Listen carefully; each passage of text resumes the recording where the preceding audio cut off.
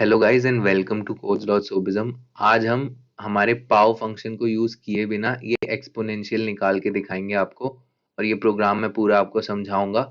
यहाँ पर हमने इंक्लूड कराई है stdio.h फाइल, फिर हमने मेन फंक्शन बनाया है, इंटीजर है, उसका रिटर्न टाइप है, तो यहाँ पर एंड में रिटर्न 0 है। और ये प्रोग्राम आपको पूरा सोर्स कोड मिल जाएगा, अंदर आप ले सकते हो, लेकिन मैं ये चीज़ आपको समझाना चाहता हूँ। तो हम अब क्या करेंगे, मेन फंक्शन में घुसेंगे। मेन फंक्शन में घुसने के बाद हम ये छोटा सा कोड देखने वाले हैं। यहाँ पर हमने क्या किया है, एक बेस बनाया है और एक एक्स बनाया है। ई एक्स पी हमारा क्या है, एक्सपोनेंट। और हमारा जो E X P C O P Y है, मतलब एक्स कॉपी, ये एक्स कॉपी हमने इसलिए बनाया क्योंकि हम एक्स की वैल्यू को सेव कराना चाहते हैं बाद में यूज करने के लिए। यहाँ पर हम वाइल लूप में एक्स की वैल्यू चेंज कर देंगे मैनिपुलेशंस की वजह से, इसलिए हमने ये सेव कराने के लिए नया वेरिएबल बनाया है। फिर हमने एक लॉन्ग इंट वैल्यू इक्वल्स 1 करा है। ये चीज हमने क्यों करी है, ये वैल्यू क्या करेगा, ये वैल्यू स्टोर करने वाला है हमारे एक्सपोनेंट को। जो हम निकालेंगे पावर, जो हमारी वैल्यू होगी एंड में आएगी, उसे स्टोर करने वाला है। और हमने लॉन्ग इंट बनाया। ये लॉन्ग क्या होता है, ये लॉन्ग हम इसलिए लगाते हैं क्योंकि जो हमारा एक्सपोनेंट की पावर होती है वो बहुत बड़े वैल्यू में आ सकती है, और हम इंट में वो स्टोर नहीं कर पाएंगे। लॉन्ग लगाने से हमारा जो वेरिएबल है उसकी रेंज बढ़ जाएगी। रेंज का मतलब आप समझ रहे होगे कि अगर हम बहुत बड़ा नंबर निकालने जाएं तो हमारा इंट में वो स्टोर नहीं हो पाएगा, लेकिन हम लॉन्ग इंट कर देंगे तो वो स्टोर हो जाएगा। और अगर वो भी स्टोर नहीं हो पाया तो आप इसे लॉन्ग लॉन्ग इंट कर दो तो ये और ज्यादा बड़ा हो जाएगा। इसका मतलब बस स्कोप बढ़ाना होता है, रेंज बढ़ाना होता है। जितनी ज्यादा रेंज होगी उतनी बड़ी वैल्यू हम सेव कर सकते हैं वैल्यू में। और वैल्यू को 1 से इनिशियलाइज करने का क्या मतलब है, 1 से हम इसलिए इनिशियलाइज कर रहे हैं क्योंकि अगर हम 1 से इनिशियलाइज नहीं करेंगे तो कुछ ट्रैश वैल्यू होगी। और वैल्यू हम निकालने कैसे वाले हैं, मल्टीप्लाई कर करके बेस को। और बेस को हम 1 से मल्टीप्लाई करेंगे तो कोई प्रॉब्लम नहीं होगी। यहाँ मान लो 1 इंटू हम कुछ भी करें, यहाँ पर हम कुछ भी करें तो वो वही चीज वैल्यू आएगी। लेकिन यहाँ पर अगर कोई ट्रैश वैल्यू हो और फिर हम इसमें कुछ मल्टीप्लाई करें तो हमारी कुछ ना कुछ गलती आ जाएगी, इसलिए हमने 1 से इनिशियलाइज किया है इसे। और ये वैल्यू ही सब कुछ स्टोर करने वाली है। तो अब मैं आपको आगे समझाता हूँ हमने क्या किया। बेस और एक्सपोनेंट की वैल्यू हमारे यूजर से मांग ली। हमने बोला उसे एंटर द नंबर और उसका एक्सपोनेंशियल।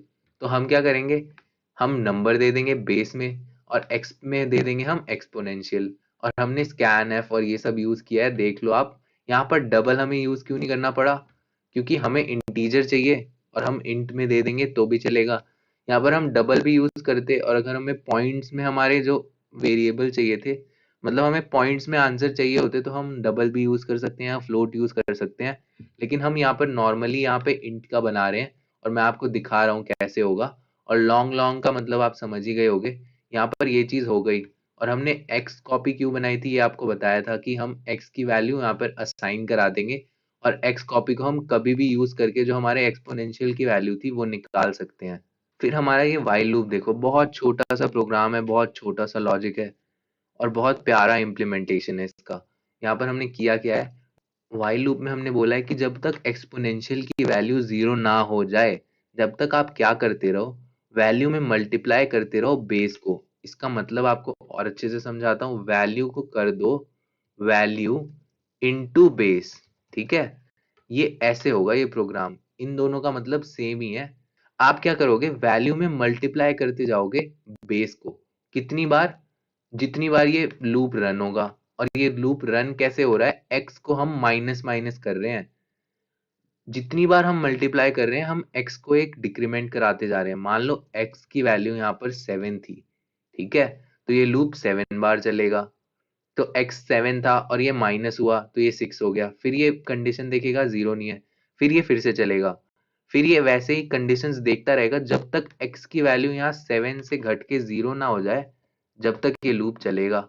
ये लूप उतनी बार चला, मतलब 7 बार चल गया, तो यहाँ पर 7 बार वैल्यू में बेस मल्टीप्लाई हो गया।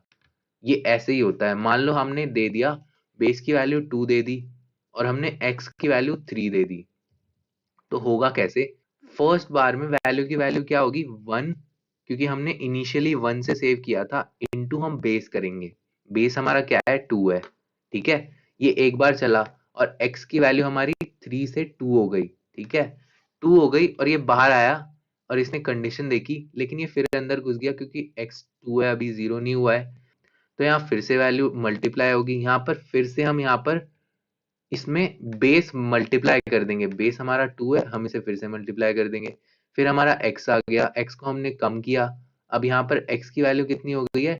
1 1 हो गई है, तो अभी भी 0 नहीं हुई है, तो हम इसे फिर से 2 से मल्टीप्लाई कराएंगे और फिर हम x को फिर से एक और कम करेंगे। अब x की वैल्यू 0 हो चुकी है, 0 हो गई, ये फिर चेक करेगा, यहाँ ग्रेटर देन 0 नहीं है, ये फॉल्स हो जाएगा, वाइल लूप हमारा टर्मिनेट हो जाएगा और वैल्यू में क्या सेव हो जाएगा? 1 इंटू 2 का क्यूब। ठीक है, और हमने निकालना क्या था? 2 का क्यूब।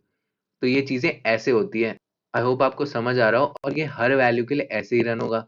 यहाँ पर 2 रेज टू पावर 3 छोड़ के आप 4 रेज टू पावर 7 करोगे तो भी ये वैसे ही चलेगा।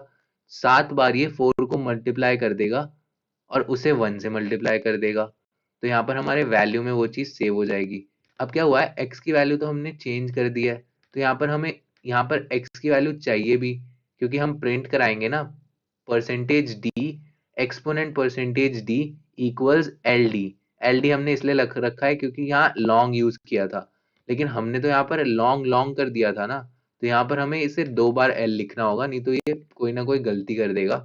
2 बार एल और डी होता है हमारा लॉन्ग लॉन्ग डबल, एक बार एल डी होगा तो हमारा लॉन्ग डबल होगा। तो इसे मैं एक बार ही कर देता हूँ और यहाँ पर भी इस चीज को हटा ही देता हूँ।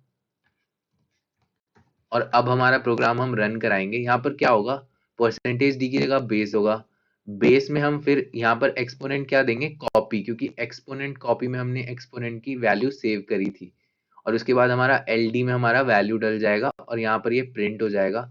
तो इसे मैं आपको रन करा कर दिखा रहा हूँ। अब यहाँ पर हमने रन कराया तो इसने मांगा enter the number and it's exponential, मांगा इसने, तो हम दे देंगे 3 और 4 दे देंगे। यहाँ पर हमारा क्या आ जाएगा? 3 रेज टू पावर 4 इक्वल्स 81। और ये प्रोग्राम भी वैसे ही चल गया है। आप अलग अलग वैल्यूज के लिए इसे चला के देख लो। और मैंने आपको एक्सपोनेंट के लिए 2 प्रोग्राम्स बताए। इसमें मुझे बस ये बताना था कि हम माइनस माइनस यूज करके भी इस प्रोग्राम को चला सकते हैं और हम अलग तरीके से इस प्रोग्राम को बना सकते हैं और हमारे आउटपुट को निकाल सकते हैं। और मैं ये सारे प्रोग्राम्स आपको इसलिए करा रहा था क्योंकि मैं चाहता था कि आपकी लॉजिक बन जाए, आप लॉजिक बना पाओ किसी प्रोग्राम को देख के, आप कैसे स्टेप्स करोगे, क्या करोगे और क्या आपका थॉट प्रोसेस होने वाला है, इसलिए मैंने ये करा था। आगे हम और भी आपका लॉजिक बेटर करते जाएंगे प्रोग्राम्स के साथ। पहले आप कॉन्सेप्ट सीख लो, पूरे ये सी प्रोग्रामिंग की प्लेलिस्ट देख लो। सब कुछ जब आप सीख जाओगे तो हम बहुत क्वेश्चंस आगे भी बहुत कुछ करने वाले हैं। तो आप मेरे एफर्ट्स को देखते हुए मेरे चैनल को सपोर्ट करो और सब्सक्राइब करो और उन लोगों के साथ शेयर करो जिन्हें लग रहा है कि वो प्रोग्रामिंग सीख नहीं सकते। वो इतनी इजी होती है प्रोग्रामिंग, जितने भी बिगिनर्स हैं और आप लोग भी शुरू कर ही रहे हो तो आपको पता होगा कि हाँ ये बहुत इजी होता है। मतलब इजी नहीं होता, आपको टाइम इन्वेस्ट करना पड़ेगा, लेकिन अगर आपके पास एक अच्छा टीचर है और आप इन्वेस्ट कर रहे हो अपना टाइम, तो आप बहुत इजीली सारी चीजें सीख जाओगे, जैसे आप यहाँ पर सीख रहे हो। और आगे भी आप वीडियोस देखते रहना, सब सीख जाओगे और दूसरों को भी एनकरेज करो ये पढ़ने के लिए और अच्छे से करने के लिए। Thank you and see you in the next video.